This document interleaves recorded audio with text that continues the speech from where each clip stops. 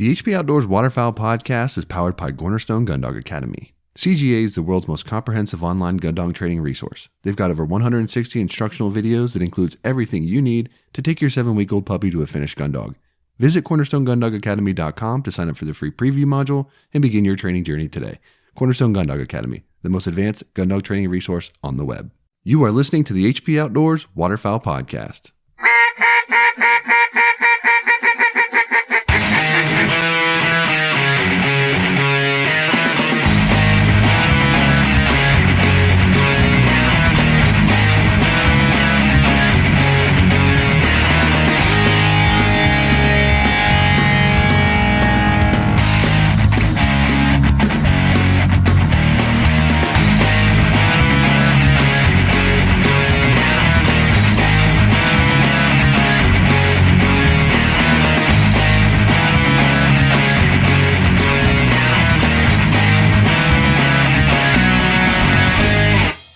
Original design, select grade components, superior sound, and unparalleled service. 737 takes exceptional pride in producing the finest quality, best built premium calls on the market today. They're made right here in America, and they're offered only direct to consumers through their website. Shipping in the U.S. is always free, and international orders are also accepted online. A 20-day money-back guarantee and lifetime warranty accompanies every call purchased. 737 Duck Calls. Lead the flock. Engineered for your dog, designed for travel, and built for your peace of mind, the G1 Kennel has set a new industry standard and put Gunner kennels in a category all its own. Gunner was started to protect your pet, and it continues to be at the center of everything they do. They're dedicated to building the best and safest pet travel crate on the market today, because man's best friend deserves man's best kennel. Check out their G1 series of kennels and accessories at gunnerkennels.com. Since 1898, Old Town has been building the most advanced, quality watercraft products to give you the very best experience on the water. Whether you're hunting, fishing, or enjoying a relaxing paddle on the lake, there's a boat for every type of adventurer. If you haven't seen it, check out their newest offering, the new Grab-and-Go watercraft designed to function as your boat, blind, and retriever. The easy-to-conceal, 11-foot 9-inch, 56-pound Solo Sportsman is the ideal craft for those in search of a stable, lightweight craft that's easy to paddle and even easier to transport or stash. Designed with the hunter and angler in mind, the Solo Sportsman is equipped with thoughtful shell, tackle, and tool storage, a comfortable and adjustable seat and foot braces, an accessory track, and rod holders. Check it out at oldtowncanoe.com/sportsman. All right, welcome to episode 169 of the HP Outdoors Waterfowl Podcast, where your on-demand audio source for all things waterfowl and waterfowl hunting. I'm your host, Josh Palm, joined as always by my co-host, Dan Harushka. Dan, what's up, man? Dude, I just want to apologize to everyone who has to listen to my stuffy nose, and I just not feeling great, but coming back to life a little bit, so my apologies to start. Yeah, your voice sounds like crap, but that's all right. We'll work through it. Yep. Lord knows you've been battling the illness in your household. I have been the same. But one thing we're not going to battle is awesome companionship on the line this week. We've got two veterans of the show joining us again. Our good buddies out in Montana, Brady Davis and Matt McCormick, are with us on the show this week. Gentlemen, how y'all doing? Good, man. How are you guys? What's up? We're doing good, man. You know, it's the season's winding down, and you know, you guys are a couple dudes that we love to follow on social and sort of follow your adventures throughout the year. And one of the big ones that has caught our attention this year, as it did last year, was the Freelance Honkers project. So we're going to talk a little bit about that. But before we dive into that, I know you guys kind of had a big ramp up this year. I know Brady was posting a lot of pictures of you guys working on the trailer and kind of getting all that stuff set up. So maybe before we dive into like specific hunts and all that kind of stuff, let's talk a little bit about that trailer project that you guys had kind of going on, and fill everybody in that might not be sort of familiar with that, kind of how you guys got set up kind of and ready for this year. Yeah, so, for the longest time, even before I met Matt, I think every goose hunter, every goose rig you run, you kind of have it and you look at it and you think, what would I do different, if I was building, the goose rig? What would I do different? How would I set this up? And so it's kind of been, I'm sure, in every goose hunter's head for years and years. And so actually 2 years ago, it's a funny story. 2 years ago, It's not that funny. I mean, it kind of gets funny. So a couple years ago, we decided that, all right, we're going to pull the trigger and do this the right way. And so did a lot of research, figured out the type of trailer, the size we wanted, that trailer is basically 22 feet long by 7 feet wide. It's an all aluminum trailer. And anyway, we went to the dealer. I custom ordered this trailer with, 110 outlet packages. So it's got, power outlets inside and out and all these different features and all these things. So I go to the dealer and I order it and they said, yeah, this thing's going to take about 3 months to get, maybe 5. And this is in April. The season had just ended. And so we were running a normal 7x14 trailer, and we sold the trailer because, it's summertime, so we figured 3 to 5 months is fine. So we sold that goose rig, and trailer never showed. I actually think for the longest time people were questioning whether I actually bought it or not. Truth. Yeah, everybody was. And I actually didn't think you did buy it. I was like, come on, bud. Like, do I need to go buy a different trailer or what? Yeah. The nice thing is that one of our other buddies was with us, and he witnessed me buying it, so that was good. So I had an alibi in the story. But anyway, the trailer didn't come, and so last season, not the one that just ended, but a year ago, we actually were kind of, bootlegging it with this tiny little cargo trailer that was just not great. And talking about the trailer that was going to come, and it finally came this spring, early summer. And yeah, so we spent a lot of time putting it together. Matt can kind of talk about, what we did in it, but we spent a lot of time in my shop drawing stuff out and thinking about it, and a lot of meetings at the coffee shop, and so what was the whole delay? Just because we custom ordered it to the point where I think the manufacturer, custom orders were just fairly low on the list. And so, it more or less has every option that manufacturer offers. I'm still not convinced that he actually ordered it. Actually, I think that he ordered it this April, like this last April of 2019. And then it showed up in the, couple months in the time frame they said. And then we got to work on it. It worked out. But here's the thing. Last year, we had to run a trailer that was, how big is that trailer? Like the one we ran. 4x8. Yeah, so we had to run a 4x8 trailer. It was like the size of a pickup bed. And, it was, we made it work. And it's amazing how much stuff you can just pack into a trailer. But we didn't want that type of disorganization with the new one. So, yeah, we just kind of... You said 22 feet? Is that what I heard you say? Yeah, so it's 18 feet straight wall from the back to the straight wall, and then there's a 4-foot V in it. Gotcha. Okay. And so, yeah, total, like, front of the V to the back of the trailer is 22 feet wide, or 22 feet long, 7 feet wide.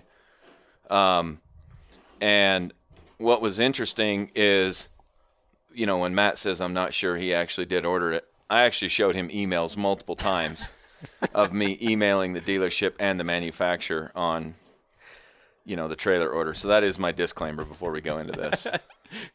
The trailer was ordered. Photoshop, man. Come on, you can make things happen. I paid him U.S. currency as a deposit, like real live money. And yeah, so we built out the trailer. Really what happened is we're just trying to look for the most efficient way to be able to organize the gear the way that we like to hunt. So what we decided to do is the whole point of this trailer was to be able to maximize the space with the gear that we run.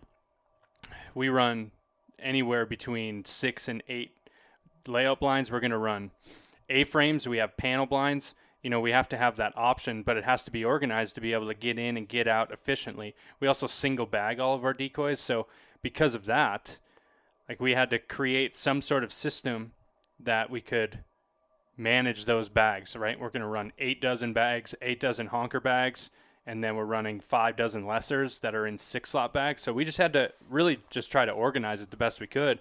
And so we just sat down and took a napkin and started drawing out what we thought could work, basically taking the dimensions of everything and laying it out in the trailer. And I actually used Excel. I'm an Excel nerd for everybody listening. I love that, and I spend a lot of time in it. But created a 3D model of the trailer, and then just started filling in the volume. And we came up with a system that we thought could work, and then we just looked for the perfect organizational tool or pieces of gear that could help organize that stuff. And, we actually landed on a piece of hardware called E-Track, and it's the only place you can get it is really at etrailer.com. And this E-Track has the ability for quick release clips, and what we really wanted to do was make it so that you could not only have everything organized and everything has a place, but we didn't want to have to buy another trailer, and we do have other uses for trailers, whether it be four-wheelers and snowmobiles, or we're going on a rafting trip and need to use it. So being able to take everything out in a quick manner and then everything go back into the same spot without having to unscrew a bunch of wood and permanent fixtures was kind of the goal here, and E-Track really helped make that happen. And it's turned out to be, we actually used about half the stuff we thought we would and really simplified it. And we ran it the majority of last season, and it's slick. You would never even know that thing got ran as many times as it did. It's cool. I kind of feel like with as much as you just described right there, I feel like if I was hunting with you guys and I wanted to help like pick up, I would need probably like a 15-minute briefing on like where things go and like where to bag. Well, so the way we designed it is it's really, really intuitive, right? Like the back of the trailer is set up to where the stuff that comes out very first when you're hunting is at the back of the trailer, and it just kind of goes in sequentially. So it's really not that difficult when you see it, but the decoys are all on one side in the back, the blinds are on the other side in the back, because obviously that's coming out no matter what we're hunting. It's got shelving and different workbenches and shelving spaces in the front of the trailer, but even those are connected into the wall using the E-Track. And so like at the end of the season this year, we pulled the trailer into my shop and took all the gear out, because you're cleaning stuff and cleaning out layout blinds and everything. And it took about 10 minutes to get everything out of the trailer, all the shelves out, everything snapped out of the walls. And at that point, it was just a big open wide cargo trailer, and we could take it to the car wash and pressure wash it. It's got plywood walls, but we painted it with basically a ceramic paint on the walls, so you can pressure wash the walls and it doesn't absorb any water. And it's white. So it's bright. But then the floor is an extruded aluminum floor, so there's no wood anywhere that's going to rot or get any moisture or anything. So it's a little different than a traditional cargo trailer. And it's got a lot of interior lights. And then we actually worked with the guys at Stingray Industries, and we rigged up some LED scene pods, 2 on the back and then 2 on each side of the trailer on the exterior, and wired those into their own deep cycle batteries. So, there's a lot of interior light. If you get into a field and turn on all those Stingray lights, the entire field is lit up like a fake baseball field. Yeah, and it could. And the cool thing about the way we wired it is we wired it on 3 separate switches, so that each side runs independently, and then the back runs independently. So if you don't need one side, you don't have to light it up. Or we have them on both sides in case you're driving down the road and you have to pull over because you got a flat, and then you can turn those lights on and you're fixing the flat in the dark, with the lights on, and you don't have to blind everybody coming down the freeway or something. Right. So that was really cool, and something that kind of came as an afterthought a bit, but we put a lot of time into it, man, and it was a fun project. We actually built a decoy bunk first and then had to tear it down because it just wasn't working the way we originally planned out, and then just kind of came up with a hanging system, and now we just clip all the single bags to a big carabiner, a dozen at a time. We got 8 hooks, and you just clip the bags on, 12 of them on a carabiner, throw it up on the hook, and you're ready to rock. It's pretty slick, man. It's worked really well. It's got, garbage cans mounted right inside the front door that are on E-Track as well. So shotgun shells or, wrappers from food, holes, all those types of things, easy to throw away. We also had custom aluminum cabinetry built into the front of the nose, and inside that cabinetry there's 110 outlets. So when it's parked at the shop, we can charge, spinners, e-collars, any electronic stuff that we have is just goes in there, can charge headlamps, the whole shebang. So it's kind of we basically designed this trailer to be a mobile unit. So if we're hunting around home, it's easy because, you're going close, but we travel a fair bit actually. And we do a lot of 3, 4, 5 week-long road trips. And it's designed that if you go somewhere and you find something, you're set up for it. So, there's ducks in there that can be used in a field. There's floating rigs. There's the whole shebang. And so, if we're cruising across the prairie somewhere and we find a pothole with ducks on water. We've got it in the trailer. It's organized. We can grab that quickly. We can hunt that. If we're going to field hunt geese, which is most of what we do, it's set up for that as well. So it's been a really slick system. It's been good. That all aluminum trailer, it's interesting. So with it being 7x22, our other one was 7x14. This new trailer, empty weight, is like 900 pounds lighter than the old trailer. Yeah, I was going to ask you that because, that was the first thing I was thinking. I was like, man, I wonder if you have any problems like pulling that into the field being so much larger than, what most guys are running. No, it's funny. When we got it, it feels a lot bigger because it's longer and it's taller. It's taller, so it feels like a bigger trailer. But, my background growing up, I grew up in the rodeo world. I used to do professional rodeo, and, I've hauled livestock trailers and horse trailers all over. And I've always known that aluminum trailers are the best trailers. They don't rust. They're lighter. They haul better, the whole thing with that. And so we wanted a trailer that we could build that would last us for a long time. And the aluminum's really nice. But it's interesting. I feel like getting it in and out of a field, even with it being much longer than the old one, I don't feel like it's any different.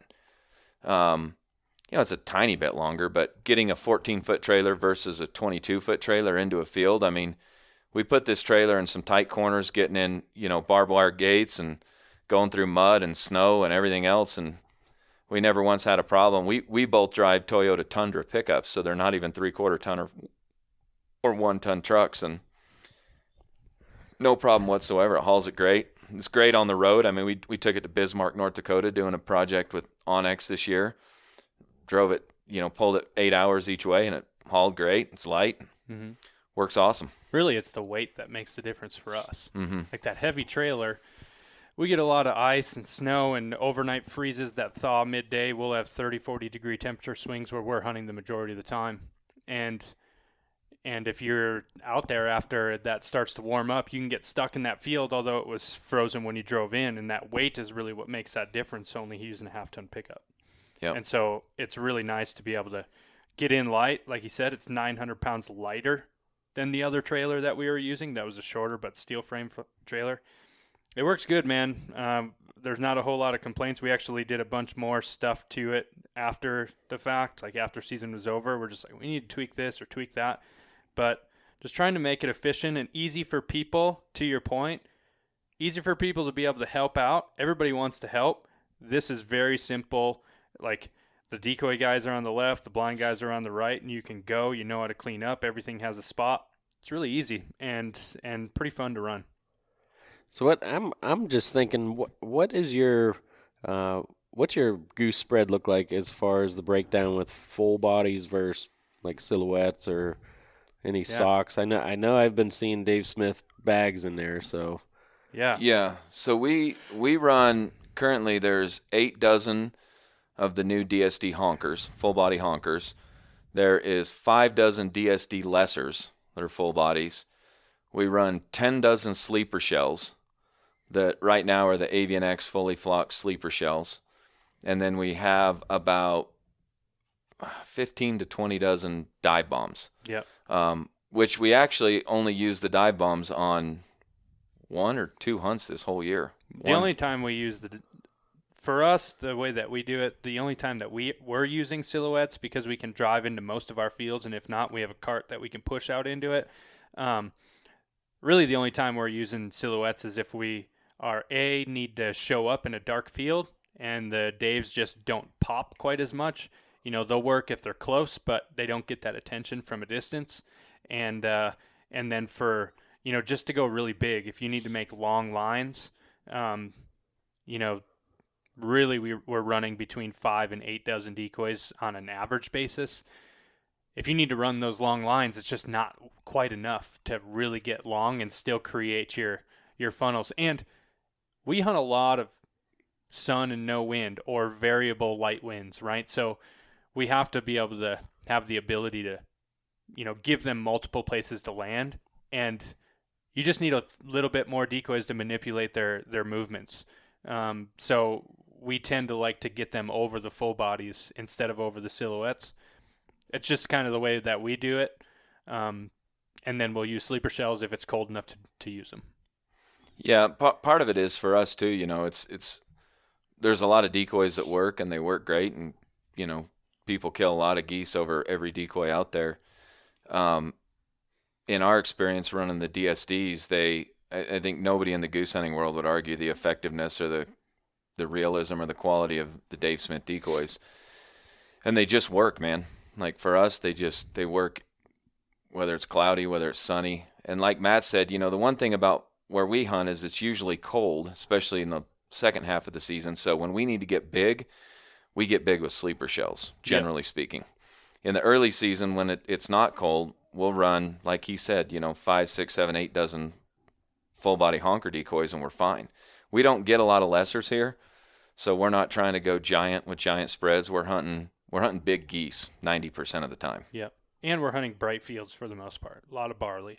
Mm-hmm. And, yeah, I think the Daves, for the most part for us, we just deal with no wind. I think that's my biggest takeaway on the Daves. I've been using Daves since, 2006.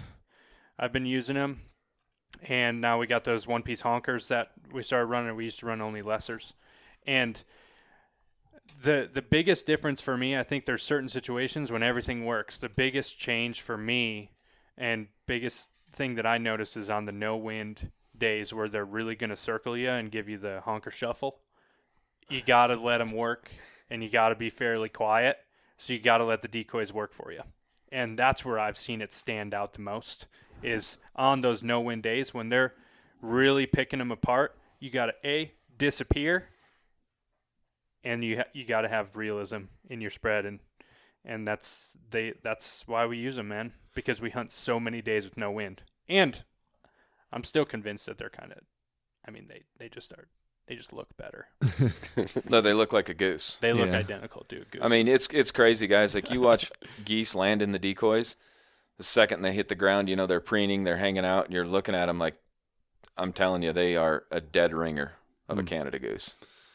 When you talk about realism in the spread, one of the questions we get all the time, and we've certainly offered our opinion on this, but I'd be curious to hear what you guys think when you're running, a variety of spreads from large late season, to your early season setups you were describing. A question that a lot of guys get, particularly when they're getting started and they're buying their spread.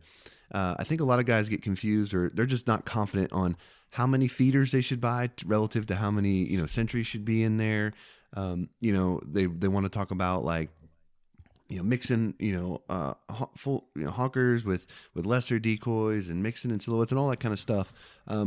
What would you guys say as far as, do you have a formula that you kind of subscribe to generally about the amount of feeders versus sentries and kind of where you place them in the spread and all that kind of stuff, or are you guys more of just like a hey, we roll them out and shoot them kind of thing?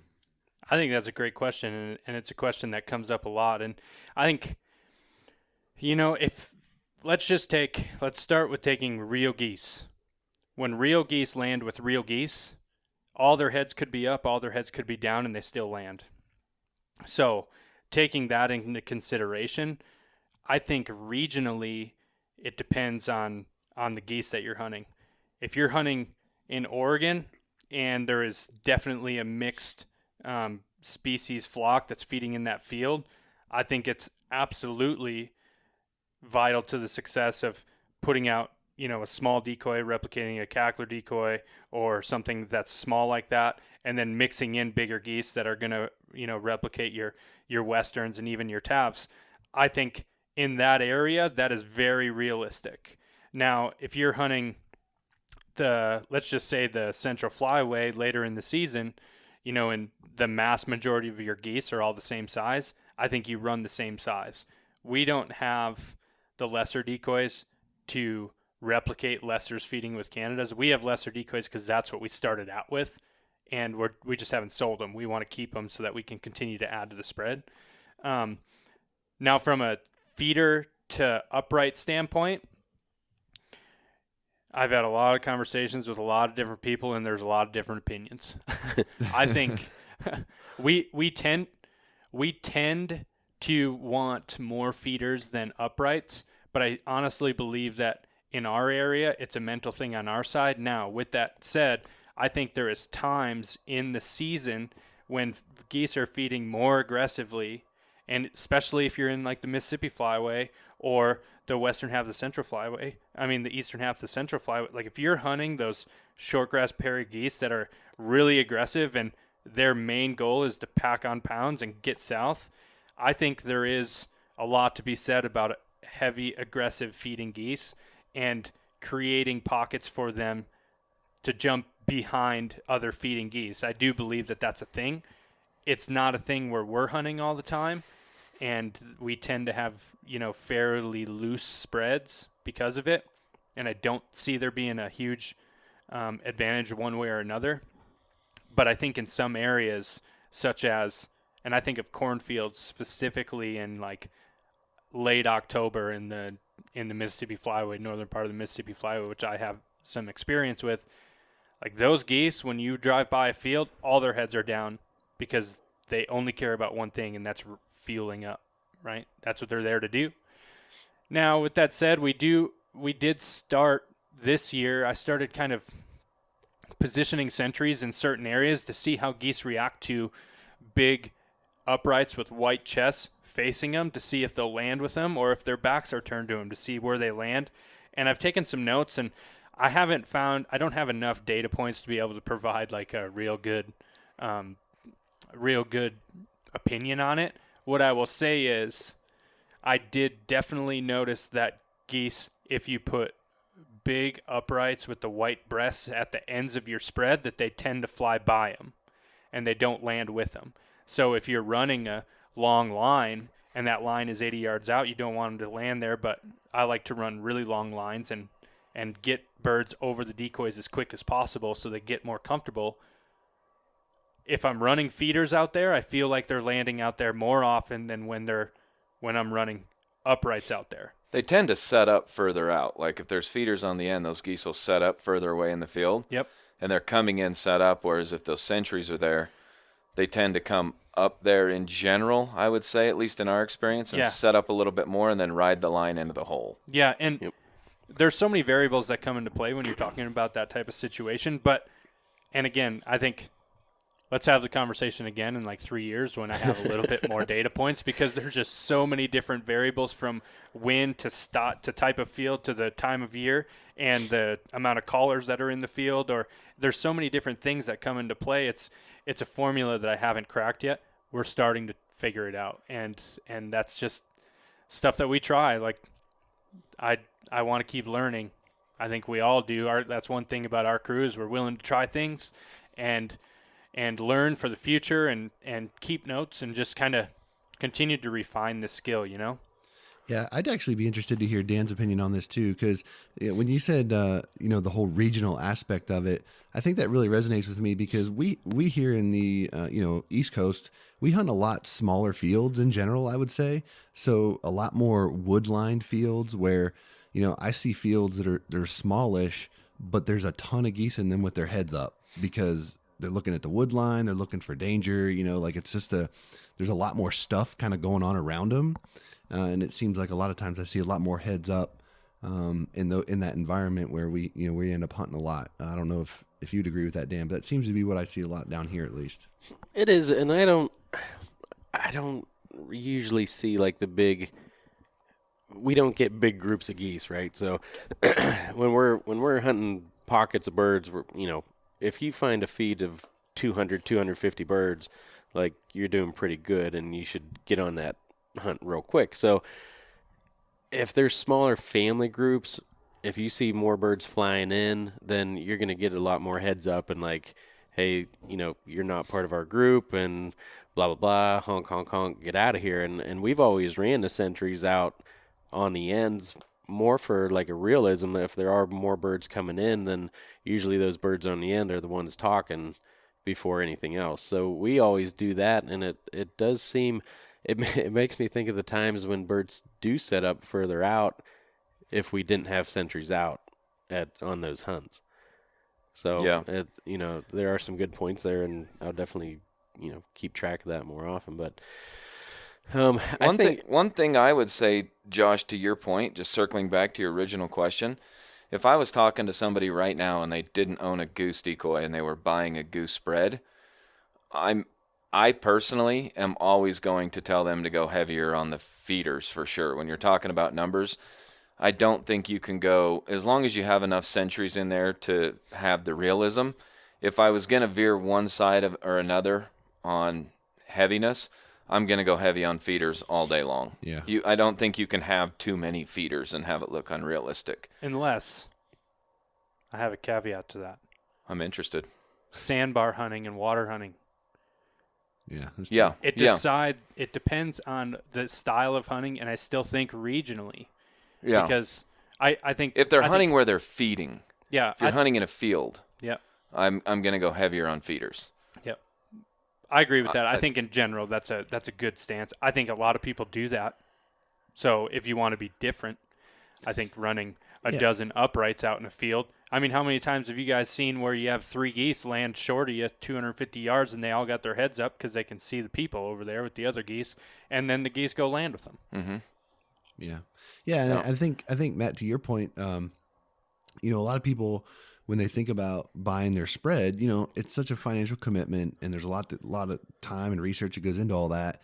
You know, they think about their primary method of hunting, which they probably should, right? If you're hunting fields where they're feeding most of the time, that's what you should focus on. But, you know, maybe as you get a little more developed and your spread matures, you can look at those, you know, maybe 15 or 20% of the time. Maybe you're hunting like a loafing pond midday where you can put some floaters in the water, and then you've got some uprights that are kind of on the bank, maybe, you know, simulating they're walking up there to kind of hang out or whatever. You know, just it sort of expands a portfolio of where you can be more effective if you sort of get in that different mindset of like, okay, outside of the 80%, what are these other fringe hunt opportunities I might be able to capitalize on? Absolutely. And one thing I would tell guys, if they didn't own a decoy and they're wanting to get into goose hunting, I know this sounds elementary, but the number one thing I would say is find the spots where you know you can hunt and go watch the birds. Okay, go look at them. Scouting is always the best educator, right? Not only for knowing when there's birds there, but go look at the birds. If you're hunting, you know, seed crops and they're getting in there and feeding heavy and there's not a lot of wood lines around them and you're watching them and you're heavy on feeders, then run heavy on feeders. If a guy has some small water farm ponds he's going to hunt, then maybe his spread is, you know, half and half feeders and uprights and some floaters or whatever. And I know it sounds elementary, but I think that most guys that hunt geese, especially kind of as a hobby, kind of a recreation part-time weekend guy, they're probably going to hunt the same area a lot. Yeah. You know, the same, you know, 30-minute radius from wherever they're starting from, their house or whatever.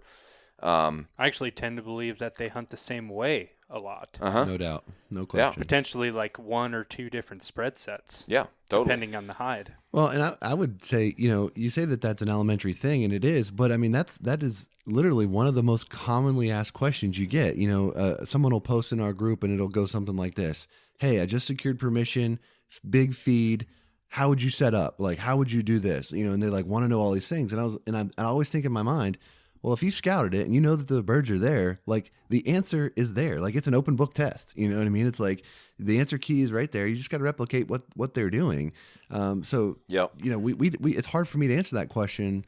And, you know, sometimes it's like comes across as that like, you know, well, just match what the birds are doing in the field. Like, well, yeah, no kidding. Like, you know, but it's sometimes people expect there to be a more in-depth answer to that question when it really is that simple. And I think from a scouting perspective, that's something especially, you know, new hunters or like you said, guys that don't get to scout a bunch or, you know, kind of, you know, those opportunities where they just, hey, the farmer called me and they got birds and I'm trying to figure it out.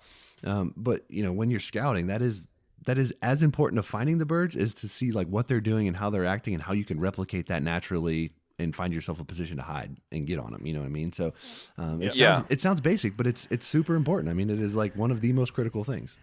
And if a guy wanted to take it one step further, you know, if he has 5 dozen or 10 dozen decoys, whatever the number is, if you have the ability to scout that field the day before and you're there before the birds start coming in, I would pay real close attention to what that field looks like when there's 5 to 10 dozen geese in there, not when, you know, 1,000 of them are in there. I was going to say the same thing. I mean, watch them when those first ones are in there because, you know, a decoy spread, if you're setting up before first light or, you know, an afternoon before they come out for a second feeding, you are replicating the first handfuls of groups of geese that got in that field, right? You're not replicating an entire goose feed. Right. And so if you watch geese stack into a field, a lot of times you'll have 5 or 6 groups that'll pile in a certain way, and then maybe the rest of them build a line or they build a wad or they do whatever they do. But if you could get in there, if you go, I have 110 decoys, I personally would want to scout that field the day before and watch exactly what that field looks like when there's about 100 geese sitting in that field. And that's how I would set up my decoy spread. I mean, that's digging a level further, but that's what you're trying to do because A, you look like the geese. B, that's what the big wad is used to seeing when they come into that field. They're going to be more comfortable. They're going to be more inclined to come into the hole or finish per se, not just flaring at 40.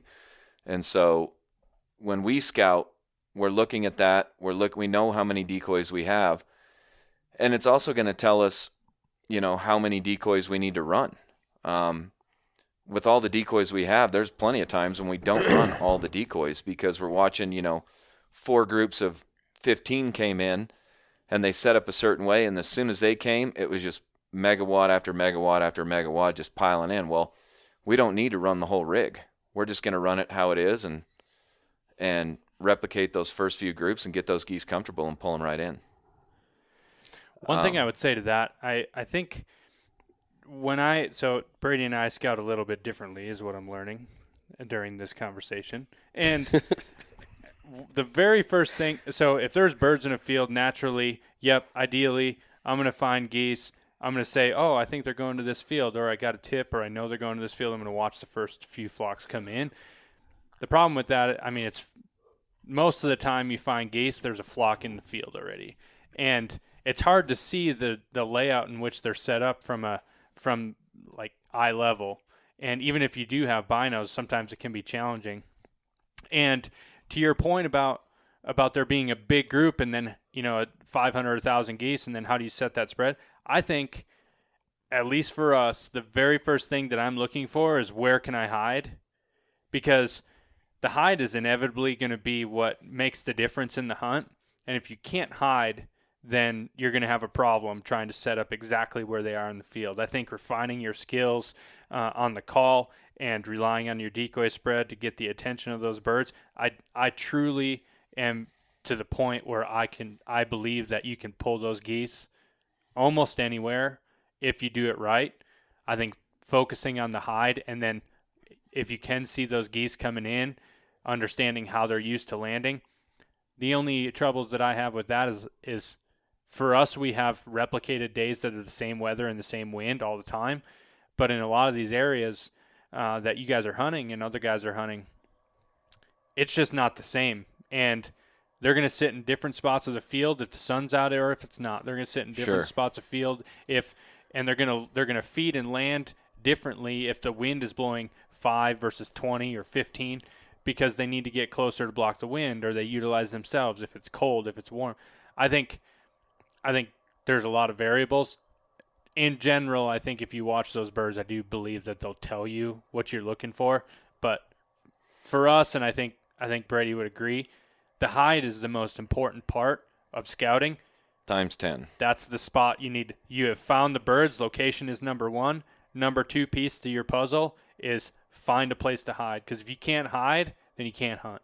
Yep, and I agree. And I think what I was referring to mainly in figure out what those first groups of geese are doing isn't necessarily the exact spot in the field to set up. What I'm referring to is the original question of how should a guy purchase a decoy spread? Yeah. And what are those geese doing when they first hit the field? Yep, I agree. I don't really care where they're at in the field per se. I want to see kind of how they're landing, but I'm talking about how those geese are acting when the first 100 get in the field. Yep, heads up. When we're down. talking about buying or purchasing or investing in a decoy spread, that's what I'm focusing on. Yep.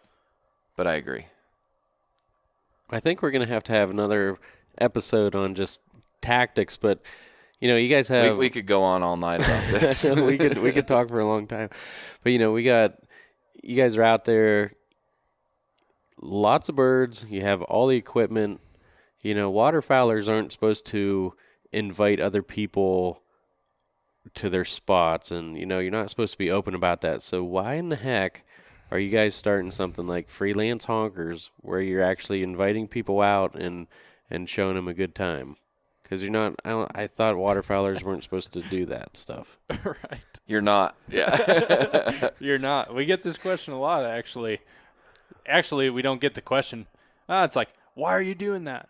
Well, I mean, the truth of the matter is it kind of starts from the foundation of how this whole thing came to be, where, the truth is it's not as nearly romantic as maybe I would like it, but we were going to go on a trip, and we had an area in mind that we wanted to go hit up, an area that I had been to, nobody else had, and we needed to, we had some days, so we were going to go set up a buddy hunt, and we started calling our buddies, and none of them could go. Every single one we'd call. Nope, can't go. Nope, can't go. Oh, let me check with my wife. Nope, can't go. And we came to the point where it's just Brady and I, and which is fun to hunt with two guys, but we're like going to a place that I truly believed was going to have birds, and it was going to be a really good time and a fun time, and I was going to take some photos, and it was kind of a photo trip / buddy hunt / let's go explore a new area.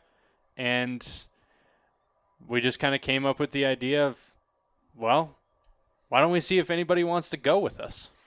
Yeah, I think that, and before that happened too, and I'm sure everybody gets this, but when you're hunting and you're having a good time and you're posting photos and it looks like you're, laughing with your pals.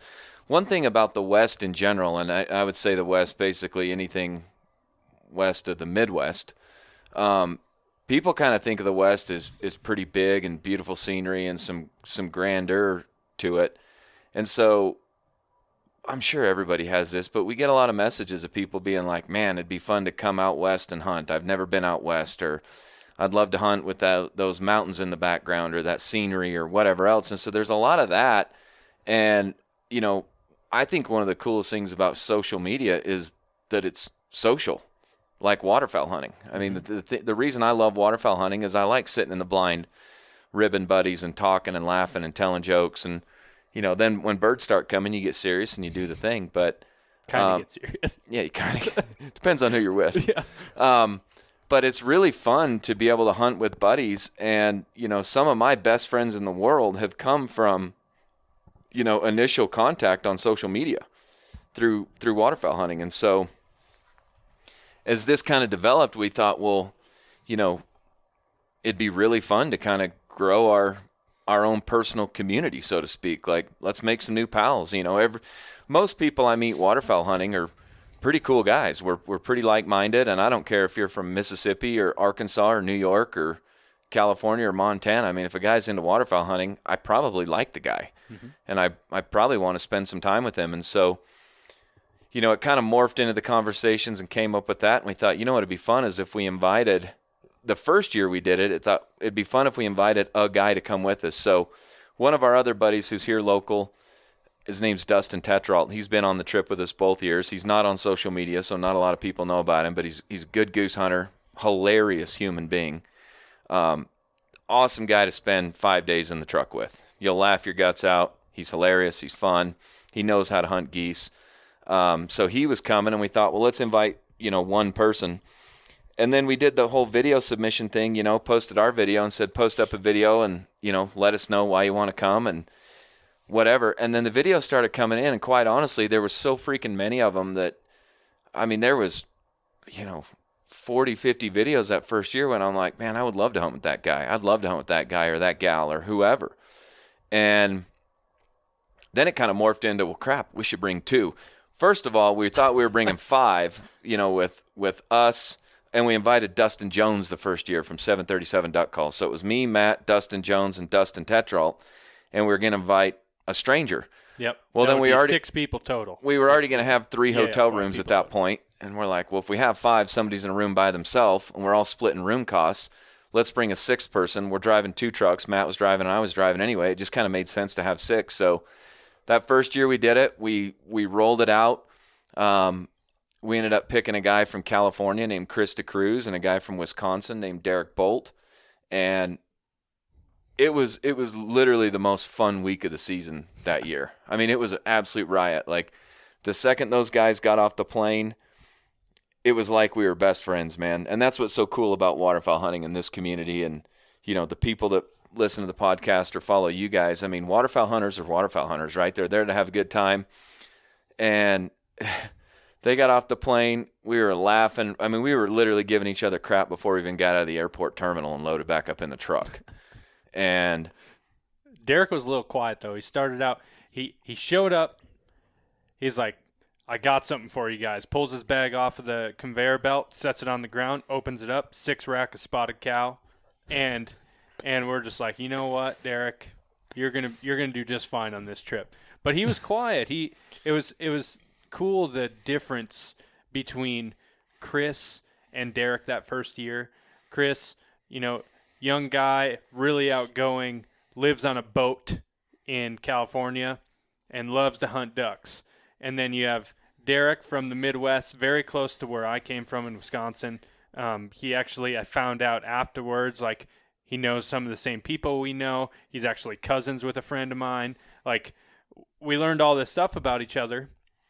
And had basically never left Wisconsin in his life. No, never had. And never been on a plane, so he's asking us all these questions, and it was really cool. We were able to cultivate that friendship from the moment we announced the winners.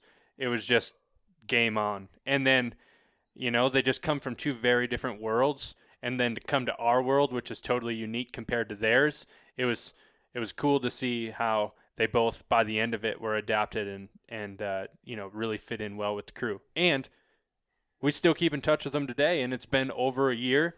We're still talking to each other, still sharing pics, still asking what's going on. Still, Derek came out with his wife after that hunt. He came out, brought his wife out to Bozeman, and we did a little bit of fishing on the river. Like, he came and spent 5 days in Montana because it was that impactful on his life. He wanted to come hang out with us. Yeah, he wanted to bring his wife and show her the cool spot, and so it was a lot of fun, man. The hunting was good. We had a blast. When we took those guys back, we hunted 3 days, and when we took those guys back, I mean, everybody's sad to see a hunt come to an end, but I was also kind of bummed because you just made really good pals, and you're putting them back on a plane, and truthfully, not everybody can just travel around all the time, and so you're like, you don't know when you're going to see these guys again. And again, it's the beauty of social media. We follow Chris and Derek on Instagram. We're in group texts, and we still have our original Freelance Honkers Year 1 group message on our phones. And dude, I'll be laying there in bed at 10:30 at night, and somebody will fire off like some hilarious meme or something, and then the whole group just fires up, and everybody's talking and laughing, and it'll go on for a while, and I'm laying there with like tears running down my face laughing so hard. And it was a really cool thing. And so when that first year was done, I think Matt and I would both agree on this, that there was no question that we were going to do it again. And I don't care how many, people saw it or what companies were involved or things like that. It was just a hell of a lot of fun to do it and make some pals. And so, when the second year rolled around, we rolled it out again. We got some really cool video entries. One thing that was cool is, every year when we've done it, when we've picked the winners, there's, every guy comes up with who he would pick.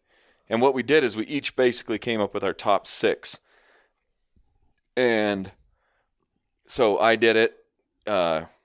This year, Matt did it. Dustin Tetrault did it. And Kyle Jones, who we invited this year, who everybody knows Kyle, 2-time world champion goose caller, awesome guy.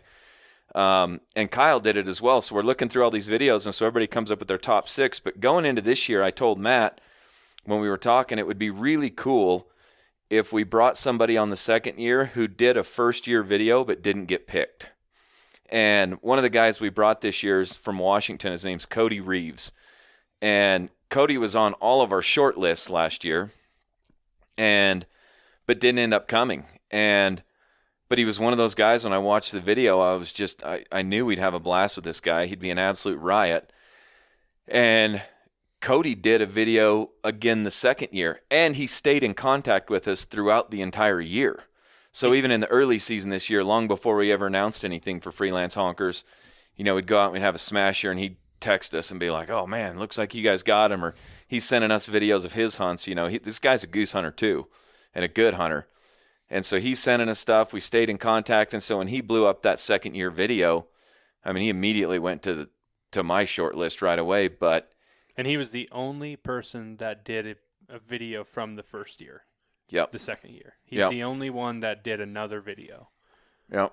Nobody else did, which actually was kind of surprising to me because there were so many people that first year that we would have brought with us. Yeah. And their videos were really good. It's just we could only pick one, and we actually upped it to 2.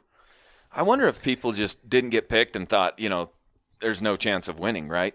But this year when Matt and I did our video, we even said, like, if you did a video last year, do another one. Like, we think it'd be really cool to bring somebody that did a video 2 years in a row. Yeah. And I'm not saying we picked Cody by default because Cody would have been in either way. Like, he was on the very short list last year and stayed in contact, and so it was really cool to see him back on there again. Yeah. It was really, really cool. Yeah, the funny thing about this year, we'll get into Bob in a second. This year we wanted to try a little bit different area. And I'm talking to Chris from last year's hunt, and he's like, hey, man, if you got room in the truck to go scout the new area, I'm in. I'll fly up tomorrow and come do some scouting. Yeah. He just wanted to come hang out. Yeah. I'm like, well, if we do scout, we're probably not going to hunt. He's like, I don't care. I just need to get out of California. Yeah. Oh, man. And it ended up not working out because we kind of just threw up a scouting trip, pretty quick. Yeah. And I wasn't even around. I was in New Jersey hunting in your guys' neck of the woods. But trying a little bit different area was kind of cool too. We hunted actually 3 completely different areas this year, which was really hunted fun. 3 days, 3 different areas. So we picked Cody. That was a lot of fun. And then Bob Hines is the second guy we brought this year. And so it's funny. Matt and I, we were in Bismarck, North Dakota, hunting with Austin Lemieux, and we were doing a film project with OnX. And we were staying in an Airbnb, and that week we were hunting in Bismarck was the week that everybody was submitting their videos. So it was dirty, rotten, cold in North Dakota. I'm talking like Arctic blast is what they call it. 20 below zero, like dirty, filthy cold. And so we're out hunting. The hunting was tough. You can only hunt till 2 o'clock most days during the week, and of course it's a week trip, so most of the days the birds are flying after anyways. Yeah, they'd fly at 1:45. We had nothing to do but watch the videos and go back and forth. Yeah, so it was funny. One night we'd get back to the Airbnb, and we'd already eaten dinner, and we're sitting there, and we all had our own bedrooms in these Airbnbs, and Matt and I were next to each other, and he came in my bedroom, and he's like, hey, has anybody posted any new videos? And I'm like, I don't know. Let's check the hashtag. And so we pull it up, and Bob Hines' video, you guys need to check this guy out on Instagram. It was hilarious on the Freelance Honkers thing. But he's posting a video. He's got 3 little girls, and he's like locked himself into a bathroom. And this was not a staged video. Come to find out, this was just like, this was real. This was authentic. His wife was in the Florida Keys on vacation. I've seen this one. This is good. And so he's locked in the bathroom, and he's like, listen, guys, I only have 1 minute. I want to come. I love goose hunting, yada, yada, yada. And then partway through, you hear his daughter outside the door, Dad! And I can't even do it in the way Bob says it, but he's like, hold on! And he's sitting on the toilet drinking beer. Yeah. And Matt and I both started dying. Like, we're in my bedroom that night in Bismarck, just happy to be warm, just crying, laughing. And then he walks out of the bathroom and shows what they're doing out there. And that was a little bit more set up. Yeah. But oh, yeah, his daughter was dressed in Sika gear, jumping on the couch with a goose decoy in her head saying, I want to kill geese. I want to kill geese. I want to kill geese. And the other little girl was drawing a picture with hashtag Freelance Honkers of like shooting geese. Pa-chow, pa-chow, Yep, it said. chow, pa-chow. And so it was a lot of fun. We knew we'd like those guys. They got in the truck. They landed. We picked them up at the airport. We actually fly those guys to an airport that's about 2 hours away from us. And so we picked them up, and we went to hunting. And I mean, right out of the gate, before we even made the first fuel stop, man, those guys were laughing and joking and carrying on. And, it's been a lot of fun. After 2 years of doing it, I want to do it every year, whether it's Freelance Honkers or Freelance Honkers will go on. But it's a fun way to meet new people, man. I mean, the waterfowl community is so big. You look at your Facebook group on HP and people connecting and going on hunts with each other and all those things. I mean, that's what's so cool about waterfowl hunting is it's such a community thing. It's It's a social sport. It's very different than big game hunting. We have great deer and elk and bear and, moose and whatever hunting here. Well, those are pretty solitary endeavors, either solitary or with a buddy. And things are pretty quiet and you're sneaking through the woods. There's not a lot of like socializing and cutting up and laughing. And waterfowl hunting is the exact opposite of that. It's a social sport. It's a lot of fun. We've learned a lot from the guys that have come out and hunted with us, the tactics that they use hunting, the ways they set up decoys, the way they hide. Obviously, this year we had Kyle Jones with us, who, again, is two-time world champion goose caller. It was really fun having him in the blind, learning from him. He brought everybody a brand new call from Power Calls, the call that he, won the world championship with. And he had tuned them all, and he had tuned all 6 of them a little bit differently. So it was a lot of fun. We're all in there messing with calls, and he's giving us tips and tricks. And Kyle is one of the nicest humans I've ever met in my entire life. Anybody that's ever met Kyle I would think would say the same thing. And an absolute open book on how to call geese. And it was a lot of fun. Matt is a way better goose caller than I am, and so listening to him and Kyle especially together in that group, we were all calling, but listening to Matt and Kyle team call was a pretty cool thing, man. I mean, it's a pretty rare deal when you have 2 guys that are that good team calling together and you're watching the birds respond and you're doing the thing. And it was just an absolute riot. Dustin Tetrault brings his dog every year. I always have a dog. And so it was just a blast, man. We stayed in 3 different hotels and we moved. We stayed one hotel 2 nights and we moved hotels, stayed in another hotel another night. And then the last night we kind of went back to the city, stayed in another hotel. We were done hunting, went out on the town that night, had a great time. Might have overindulged a little bit, made some memories, lost some memories, and just had a great time with the boys. And then the next day we put them on the plane. And again, the second year for me, it was just kind of sad putting everybody back on the plane. I kind of wanted them to just turn around. In fact, we had put them on the plane and I was heading back home and Matt was going a different direction, going to visit some family. And he's sending us all these videos on the group messages, just giant goose feeds. And he's like, anybody want to turn around and just say screw it and come back and let's keep going? And I'm telling you, man, I was a hair away. If it wasn't for other people that had jobs and flights out, I would have just turned around, because with my work schedule in the winter, I'm down. I can go hunting every day. And so it was really hard not to turn the entire rig around and just head right back and join back up with Matt and go keep banging on geese. But for me, and Matt can, share his thoughts, but for me, the whole goal with Freelance Honkers, there's no motive whatsoever other than just making new pals, inviting people out and learning from one another. And it's been a really, really fun thing to do. And it's something I look forward to. And, I think a lot of guys should try it out, man. Have some buddies come hunt with you. Meet some strangers, just total strangers. One thing we know, waterfowlers are cool. Yeah. And so get them out. Go hunting with them. Show them a new area. And you know what? The truth is they'll probably do the same. I look forward to going and hunting in California with Chris and going and hunting with Wisconsin with Derek and Michigan with Bob and, going hunting in Kentucky with Kyle. And it just, we don't want to go hunting in Kentucky with Kyle. He says the hunting sucks, We'll so probably won't. else. We'll probably meet Kyle somewhere else. But it's just fun, man. It's why we all do this, right? We all love shooting birds. We all love working our dogs. But at the end of the day, we do this because we love hanging out with our pals, getting out, cutting loose, telling jokes. We talk a lot of trash to one another in our crew. Matt and I and everybody else. You got to be thick-skinned. A lot of trash. I think some people, when they hunt with Matt and I, might think that we hate each other at times. But we don't, and we're laughing, and it's just a lot of fun. And so, yeah, the Freelance Honkers thing for me personally has become a highlight the last couple of years, and I absolutely cannot wait to do it again. Yeah. The cool thing about go ahead.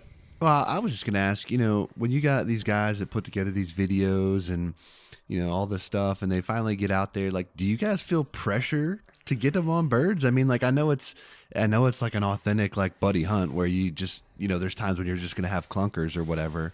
But, like, do you feel a little bit of pressure to get on a good hunt, or are you just kind of like, it is what it is, Do you feel pressure when you invite a buddy to come hunt with you? I I do actually sometimes. And I mean, I only feel pressure when I hunt because I don't get to hunt that much, right? Like my work Yeah. schedule is restrictive. So, like, yeah, if I invite a buddy that, if we're talking about like, well, he's got a spot, I got a spot, or whatever. If ultimately the decision is to come to my spot because I'm confident in it, I feel a little bit of pressure. Like if if we Yeah. if we lay a clunker, he's probably like, man, if we would have went to my spot, we probably killed something, The nice thing about pressure is if it wasn't for pressure, you wouldn't know when you need to go to the bathroom. Fair point. I should probably put that in the show notes. It's a fair takeaway there. I think there's always going to be a level of pressure that comes from any hunt that you're going to go on. What I'll tell you is that the way that we operate on a day-to-day, and this hunt rolls directly into that day-to-day, there's nothing fancy or different about it. We don't treat it any differently than if we were going with all of our pals, is we're going to go to a new area that we haven't been, and we're going to find birds. And if we don't find birds or we don't feel good about it, we're going to leave and we're going to go find birds somewhere else. Like, that's just the nature of freelance hunting. Like, we're not going to pass birds to find birds, and we're not going to just stick to an area that doesn't have any. We're ultimately, if there was nobody coming with us and it was just Brady and I or just myself, like, I'm going to go to wherever the birds are. I want to focus on certain locations to learn them and add them to the matrix of this thing called goose hunting and the migration. But, at the end of the day, like, everybody understands that hunting is hunting, and we're going to do the best that we can. The cool thing about it is we're going to work as a team, and everybody gets to put in a little bit of input. This isn't a guided hunt that's me saying we're going to go hunt this field because I know there's birds in it and this is how we're going to do it. We think about it together. We make decisions together. And once we're in the field, we're working together out there. I think that's what actually ends up bringing you closer together with your pals that are out hunting with you, is to kind of just work together because everybody's then invested, right? And nobody's getting upset about it because you're working as a team, making decisions together. You make the change decisions together. You also make the initial decision. And we might find 3 feeds. We might only find 1. But again, it comes back to hiding. Like, a lot of our fields that we're going to decide to hunt are going to be based on how we can hide and access. One of the cool things, I don't think people that just follow along with freelance would know this, but in the 2 years we've done this, we have not hunted a field where we've known the landowner or necessarily even known there were birds in there. I mean, it has been truly freelanced. One of the cool things that happened this year that I thought was super cool, we hunted the first day. We found a good feed. We absolutely hammered the geese the first day. We had a ball. It was a great way to start the trip. And then every day, I drive and Matt drives, and so we have guys with us, and we split up and we go scout. And when we split up, Matt was scouting an area and I was scouting an area, and we were finding feeds, and Matt actually ran into a local guy who had access to a field that it was full of geese. Yeah. And Matt was working on acquiring access, and you had come across this guy. Well, the guy ended up being really cool.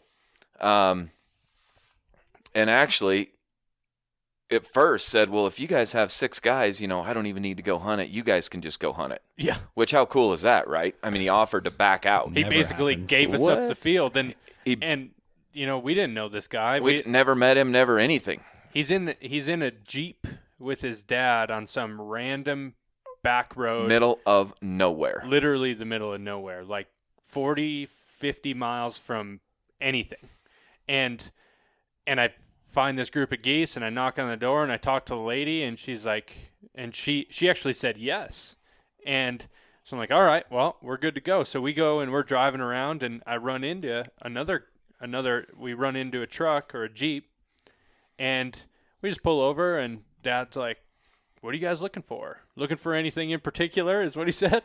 And I'm just like, oh, we're just looking for some geese. We're going to try to hunt that field over there. And he's like, oh, yeah, I just talked to, the husband, and he just said I could hunt it. I'm like, I just talked to the wife over at the house. She said I could hunt it. And so now you're in a little bit of a weird situation. Could be weird situation, right? And it's a situation that we've all come across. And he instantly, Kyle is his name. Kyle, pipes up from the passenger seat and he's like, well, if you guys want to hunt it, you guys are more than welcome to hunt. We don't need to hunt it. That's all right. You guys can go. And we're just like, absolutely not. How many people are hunting with you? He's like, well, it's just me and maybe one other guy, but I don't know if he's going to show up. And I'm like, why don't we just hunt together? He's like, really? Yeah, why don't we just do a little hunting together? You're more than welcome to join us. We got 6 people basically, and we got all the stuff if you want to just roll out there. He's like, I got a trailer and everything too. We can hunt, I can bring that out. We're just like, just come hunt with us. We'll just have some fun. And it was really cool just to meet him. And then he ends up driving, an hour the other 60 direction. miles to hunt with us the very next day after we hunted that day. Yeah, and the second day we had so much fun hunting together. Like, he was just a cool dude right out of the gate, fits into the crew. So now our freelance crew is 7. Yep. And it was actually a really tough hunt that day. We kind of got our butts kicked a little bit on the hunting. And it was really weird. The birds never even flew. Yeah, we sat from morning till dark. And, every waterfowler's done it when you sit from, dawn till dusk. But there's a lot of time for telling jokes. There's a lot of time for talking trash and playing football. And, you learn some stuff about people when you sit in a field with them for that long. And, we're all talking about past loves and everything in the world that you talk about waterfowl hunting. And this guy was just cool as can be. And so we wrap up that day and he's like, man, that was a lot of fun. And we're like, dude, you got to come hunt with us tomorrow. But we were literally hunting almost an hour and a half the other direction. And so sure enough, man, this dude rolls out the third day and hunts with us. And we had a banger of a hunt that day and had a great time. And in fact, just a couple weeks ago, I was back in Bozeman and we were all working on the trailer in my shop, doing some rewiring, some reorganizing and things. And him and his dad were in Bozeman, and he called and he's like, I'll come by the shop, man. Dude came by the shop, brought a whole bag of goose jerky that he'd made. Guy makes banger goose jerky. Brought us a whole bunch of goose jerky. And the truth is, we made a pal. And this upcoming season, I guarantee we're going to hunt with Kyle again. Yeah. And really super nice guy, loves to hunt, and we had a blast. And so that's the beauty to me of freelance hunting. It's a little bit unknown. To your question, do you feel pressure? The answer is no. Because what I do know is we're going to work our hardest. If we kill birds, we kill birds. If we don't, we don't. I'm going to have fun no matter what. We're still going to go out to dinner. We're still going to laugh. We're still going to have a good time. Luckily, we've had really good success and basically killed birds every time. But that's not the point of it. We made great pals, and then we meet this local guy who becomes a great pal, and now we just have another buddy I'm looking forward to hunting with and spending time with, and he's a sharp guy, and so it was really fun. And now we're in the texting groups together, and we're all razzing each other, and Kyle's right there in with us, and this totally unexpected thing that just came up. And again, that's the beauty of freelance hunting. That's the beauty of making pals. Mm-hmm. Man, that's all good stuff. So is there a direction you're going in this year with, because you have one industry person kind of join up, like Dustin and then Kyle, and I didn't know if there was like a Jones factor in it. Is like, are you going to invite Kendall? Is she coming this year? Or? Yeah. I think, the bringing a industry guy, me working in the industry, a lot of my friends are industry people, and a lot of them want to come hunting too, and they want to join in. And, being able to incorporate that and hang out with buddies out in a totally new area is really fun. And you learn a lot about them. You can hang out with them on the show road, and you can go to calling contests and spend time with them and drink some beers with them. But you want to know what they're like as a hunter, let's go get in a truck and drive for 6 hours and 7 hours, 8 hours, and see what happens. And you're going to learn a lot about somebody when you do that. And we don't have a formula to this. We're just kind of going at it. As far as who could come next year, man, I don't know. Could be anybody. Dustin Jones actually was texting us during the trip last year, and he was right on the edge of just buying a flight to the closest town we were in and just joining us for the last day. Yeah. Just to come hunt. And we're like, come on up, man. Come on. Yeah. Let's do it. It could likely just warp into more of that. It's not like we ever sat down and said we need to have me, Matt, and Dustin Tetrault, and then invite an industry person and then 2 other people. It just so happens, like Matt said, that a lot of our pals happen to be industry guys. And Dustin's a pal of ours, and he's come on the Smith River with us. He's been a pal of ours for a long time. Dustin Jones has done a lot of trips out here that are not waterfowl related. We're just really, really good pals, and we love the guy. And but I do think it will be us. We'll likely have, a close pal and confidant, and then likely invite 2 strangers. And it's been a great mix, because you kind of have your core group of guys that have a plan and know how we like to hunt. And then luckily what's cool is all the strangers have been really cool and fit in really good. But the other nice thing is if you ever did get a weirdo, he's a little bit overpowered because you got 4 or 5 guys that are all on the same page. So if you did have somebody that was goofy that you didn't know about, you still have control of the situation. Because the truth is, we don't know who these people are at all. No. Right. We're not asking for references and resumes, right? We're just going off of a freaking 1-minute Instagram video. And we're like, yeah, that dude's cool. Let's hunt with him. And so it's shooting from the hip at best. Yeah. It's worked out to be really cool and really fun. And I look forward to making more friends doing this. But to answer your question, no, there's no fixed formula. I think for next year, you're kind of transitioned into that a little bit.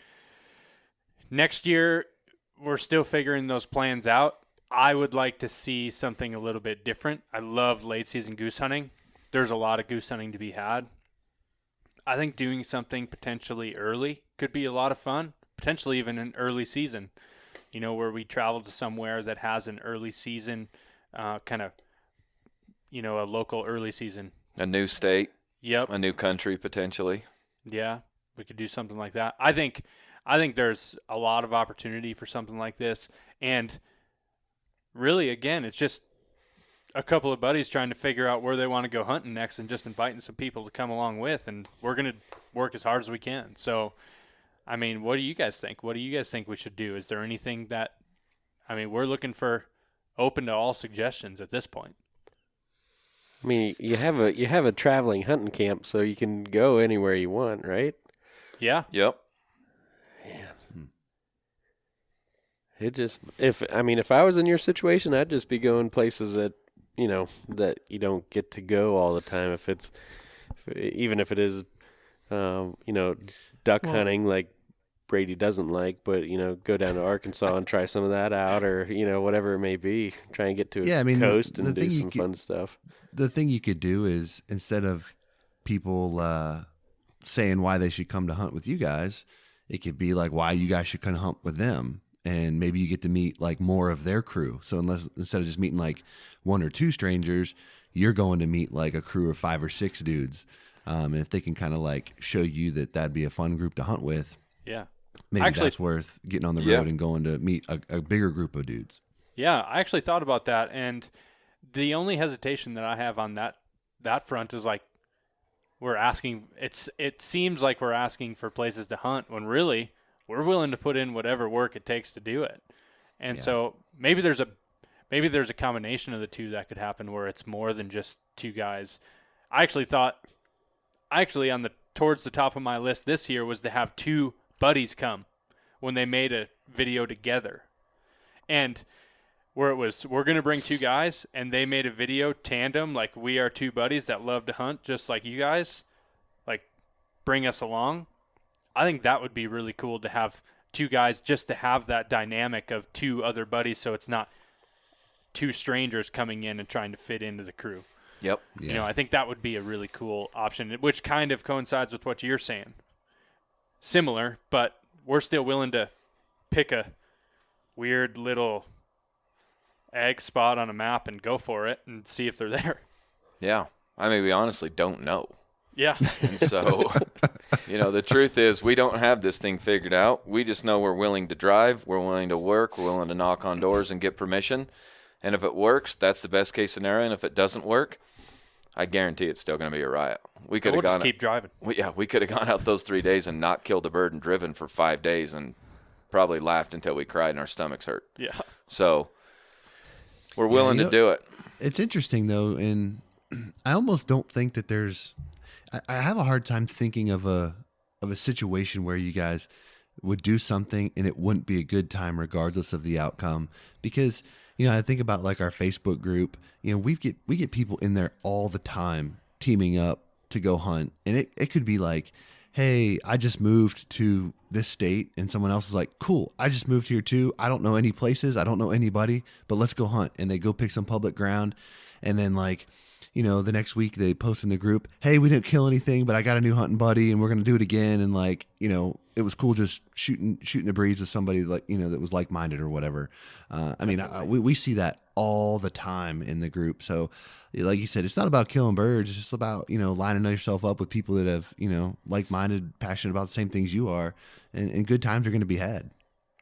Absolutely. Yep. I completely agree. I think it's one of those deals, man. You just got to keep going, and we're going to work really hard to try to find birds, and we'll find them eventually. There's areas that we know there's birds if we had to go to them, but I love trying new things, man, and bringing new people along for the adventure. It's just a fun puzzle to put together with people, and you go through hardship together. It's just strengthens those relationships. I'm a firm believer in that. Yeah, there's a certain sense of satisfaction and pride in DIY, right? Mm-hmm. Doing it yourself, and it doesn't mean that doing it any other way is any better or worse, but for me personally, when I can drive to an area that I don't know landowners, I don't have previous connections, I can drive around with my binoculars and a good attitude and a tank full of gas and find birds and knock on people's doors, and we get told no, just like anybody, but when you get those yeses and the birds do it right and you have it work, I mean, that is, to me, in my opinion, that is the epitome. I love shooting ducks and geese with anybody anywhere, but when we can go out and do it on our own with the people that I choose to spend my time with, I mean, that's living, right? Like that's what I want to do. Yep. And it's been a fun thing to do, and it's really how we operate throughout the whole season. I mean, our whole season's based on that. We don't have any leases and, any pits anywhere or anything like that. That's kind of a go-to setup. I mean, our whole season, even right where we live, there's plenty of weekends where Matt and I and our other buddies and our crew will be like, hey, let's all go hunt Saturday or Sunday or Wednesday or whatever. There's plenty of times we all go out and we'll have 4 or 5 guys scouting a giant area, and the day rolls around and we don't have anything and we don't hunt. Which sucks. But again, it's part of it, right? And we're okay with that. We know that that's part of it. One thing we're blessed with in the West is a really long waterfowl season. Mm-hmm. And we basically have 4 months straight of waterfowl hunting with very little, if any, splits, depending on which fly we were in. And so we've got the time. We're willing to take risks. We're willing to, like Matt said, try new stuff. Whether it's a new area to go hunt and explore, or whether it's, getting out in the field and deciding we want to hunt a certain way or set up a certain way. We got the time to screw around and find out and learn. We just don't want to do the same thing every time. We don't want to hunt with necessarily only the same people every time. It's fun to make new friends and try new things and go to new areas. I mean, the world's a big place, and for us anyway, there's a lot of satisfaction in going out and either winning on your own accord or losing on your own accord, but I'm okay with either. And so it's fun, man. Bring pals, bring dogs, and go get it. It's awesome. Just, you can, just from listening to both of you guys, you can tell how much passion you have for hunting and how much weight you put in friendships and meeting new people. And I think it's just really cool to hear that side of the story instead of, half of social media is opposite of that. And I joked about that a little bit at the beginning, but I think it's cool what you guys are doing, and no matter what direction you go, I'll be following it, and I think it's cool because really, I mean, you guys submit a video. I might have to. I do want to hunt. I do want to hunt with those mountains in the background. There's no doubt about it. Yeah. Yeah, the hunting with the mountains in the background is actually kind of a rare thing. Yeah. I know it seems pretty cool, and The photos are sexy. Oh I gosh, was the going to photos say, are awesome. every but hunting golly. photo I've seen from Montana's got mountains in the background. Yeah. Not everyone. Yeah. I think it's doable, man. I think making a video, I would say you guys, and this is what we tell everybody. Everybody's got an equal shot, and would love to hunt with any one of you guys, and this is a really cool opportunity to do it. Obviously, we can set something else up to get out and hunt together with guys like yourself or guys like Dustin or Kyle or whoever. We can make arrangements to make stuff like that happen. This is a cool opportunity to go and do something completely new outside our realm a little bit as well, and just learn a lot about each other. Yeah, No doubt. it's fun. One thing when people talk about social media, I think social media is a tool. Obviously, there's plenty of bad rap. People can say social media this or that, but again, man, social media, if you use it for the positive aspects and find the good in it, man. Like I said personally, I have met some of my best friends via social media. Matt and I followed Matt before I ever even moved to Bozeman, before I even met Matt. Actually, the first time I met Matt, we got put in a sporting clays tournament competition together. And I kind of wanted to kill him by the end of the day because we're shooting and we were kind of shooting neck and neck. And at the end of the old round, Matt beat me by one clay. And Win's a win. a win's a win. But gosh, it really chapped my hide. I was like, I don't know who this guy is, but I don't like him. He beat me by one clay. And we weren't even fighting for first. We were fighting for like fourth. Yeah.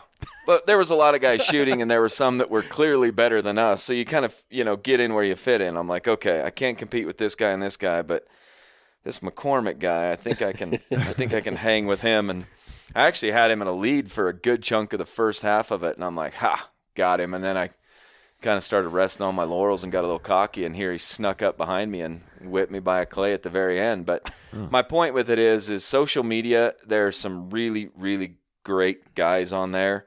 And, I try not to get caught up in the fray of, arguing about this or that. But it's a really great way to meet like-minded people. And it's been a lot of fun for me. It's enriched our friendships and my life because there are a lot of really great guys. And, same with you guys. We would have never known you if it wasn't for social media originally. And then, you find the podcast and you listen to that. But really, it's from social media. And 100% guaranteed, man. If you boys made the trip out here and we all went hunting together, we might kill birds. We'd probably kill birds, but I'm 100% positive we'd have a ball. Not if they want mountains in the background. Yeah. You may not in that certain, but you know what I mean. Like it's just we're willing to work as hard as can physically be done, and we have a fairly good idea how these birds operate and how to kill them. Doesn't mean we're the best in the world. It just means we're willing to go do it. We're willing to put in the miles. We're willing to scout.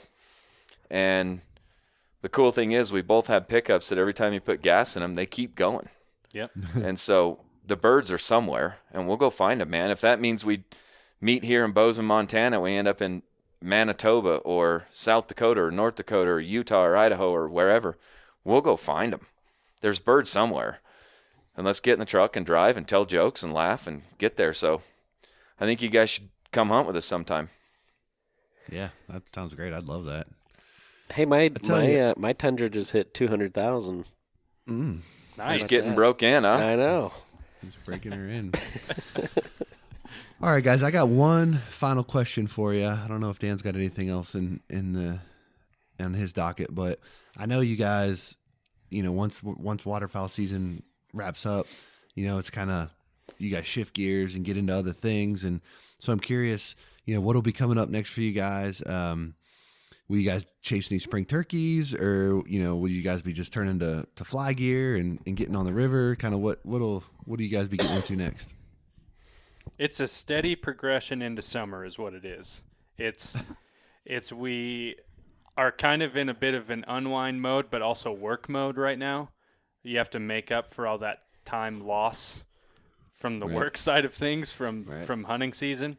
And that goes for a little while, and then we roll into turkey season pretty quick, man. And I like to chase turkeys a lot.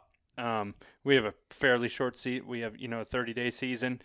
We can shoot a fair amount of turkeys in that time frame. We do have turkeys here in Montana. There's not a ton, but we have enough to chase, and it's actually going to be really fun because Brady has never shot himself a turkey. So I've been trying to get him. He's never even been turkey hunting. So I've been trying to get him to come do a turkey hunt for a few years now, and he always screens my phone calls because he knows I'm calling to go hunting, and he's busy working. Freelance gobblers. I mean, that's the truth. So, yep, don't let them tell you any different. And so I'm excited. I actually just got that new posturing Jake decoy from Dave Smith in the mail today, so he got to get a first glance at that thing, and we're going to try to get his first gobbler over it. Yeah, I've never been turkey hunting. I will say that, I make about 75% of my yearly income normally in about 2.5 months. And typically those months are the 1st of March to the middle of May. And so historically, I've never been turkey hunting. I didn't grow up in an area with turkeys, and so Not true. I didn't grow up. You just told me a story about they put turkeys in there like 15 years ago. How old are you? Dude, I'm 15? old. I was already married and gone by that time. I mean, I didn't live in Utah when they did that. Remember, I got married as a child and then left the state. Yes. And so I'd never done that. This year, however, my business is at a point where there's other people involved, and I can kind of step away a little bit. So I am really, really excited to go turkey hunting with Matt. I've heard a lot about it. I know it's cool. I mean, I get it. I love hunting. So I'm really pumped to do that. But then, yeah, as soon as it warms up for, I would say, everybody that rolls in our friend group and our crew, it's all about fly fishing the rest of the summer, whether it's, multi-day camping trips on a river, rafting trips, fishing as much as possible, lots of time with, wives and kids and friends and days on the water and doing a lot of fishing. And then, September rolls around and everybody's getting into archery hunting and elk hunting. And then next thing you know, we're right back into waterfowl. So it's really cool. But yeah, what's next for us is my first turkey hunt with Matt. I look forward to that with that new decoy. Yep. And then Camille and I are going to Alaska, which will be super fun, steelhead fishing up there. Yep. And then we're going to roll out of that and hopefully do ourselves a little rafting trip. We'll see. Yep. So nice. we'll all do that trip, and then just a summer of fly fishing, man. Living in Montana is great, but winter is long and winter is cold. So everybody here looks forward to summer and warmer days and longer days. We're still covered in snow right now, and we're all ready to be warm and suntan and hang out on the boat and fly fish. Lots of fishing, man. That's lots the of short fishing. answer is a lot of fishing. Cool. Hear that. Yeah. What Dan, about what else you guys? got, man? Yeah. Oh, for me, I'm actually getting ready to get into baseball season. My son plays, little league and travel baseball and stuff. So starting right about the end of March, we'll be 6 days a week playing baseball, and when we're not doing that, we'll try to get some fishing in and try to squeak in a turkey hunt or two. But pretty much end of March to June for me is baseball season. Yeah. Yeah, that's great. I think it's great for you to get your kids out doing team sports. One thing, Brady has 2 kids and Trey just loves to go fishing with us. So that's pretty cool. It's fun to have him, but his daughter's in gymnastics and that's, that's happening right now. When does that end? Doesn't end. Their competition. Never. Well, they do it all year, but their competition season ends in like a month. Yeah. Her and my wife leave for Seattle tomorrow for a competition. So yeah, I mean, she's in a pretty serious competitive team. Yeah. So yeah, man, that's where it's at. Yeah. What about you, Dan? My plans? We'll get after some turkeys, do a little bit of fishing, a little trout fishing. Don't fly fish, but just hit the streams here and then T-ball and all that fun stuff. That's awesome. Yeah, we're still in ski lessons. We've got a few weeks left of that. So, yeah. But first things first is trying to get over this freaking sickness because I'm about done with it. I'll tell you that. Yeah. Lots of bourbon. Yes. And NyQuil. Burn that virus out of you. Yeah. Trying, man. Whew. Cool. Well, guys, we appreciate you spending so much time with us here, and taking us down the Freelance Honkers path. And a lot of guys, if they don't know, you guys have the hashtag Freelance Honkers on Instagram. You can go there and check out. I was just doing it a few minutes ago. You can check out the photos that you guys tagged from last year's trip. Obviously, this year's trip as well. So it's kind of cool to see how that stores a little historical log for you guys. So if you haven't checked that out, you can definitely do that. And, check these two dudes out on Instagram. Always got great content there. And, as they mentioned, in the summertime, always spending time on the river and stuff and just getting to do a lot of cool things. So definitely great social media follows as well. And, yeah, guys, I appreciate it. And, Dan, I guess we better start working on our tandem video. I have like an envision in my mind of like Step Brothers where we build bunk beds and like we do some cool stuff. So yeah, maybe we can pull something together. I don't know. I'm into that. That Make would it be happen. We'll get it figured out. Yeah, of course. Well, thanks for having us, guys. Yeah, we really appreciate it, and it's humbling to come on here and be able to talk about this. I think it's just fun to meet new people, man, and we look forward to doing it for a lot of years to come. So cool. Yeah, guys. Pow. Appreciate it, and we'll do it again soon, y'all. All right, take care. Thanks, guys. see ya. That's going to do it for this episode of the HP Outdoors Waterfowl Podcast. If you're new to the show, head over to iTunes, check out some of our past episodes, and while you're there, leave us a 5-star rating and review. It's the best way for like-minded hunters just like you to find our show. Check us out on social media. Check us out over at hpoutdoors.com and anywhere you can find quality podcast content. That's going to do it for this week. Till next time, for Dan, I'm Josh. Take care.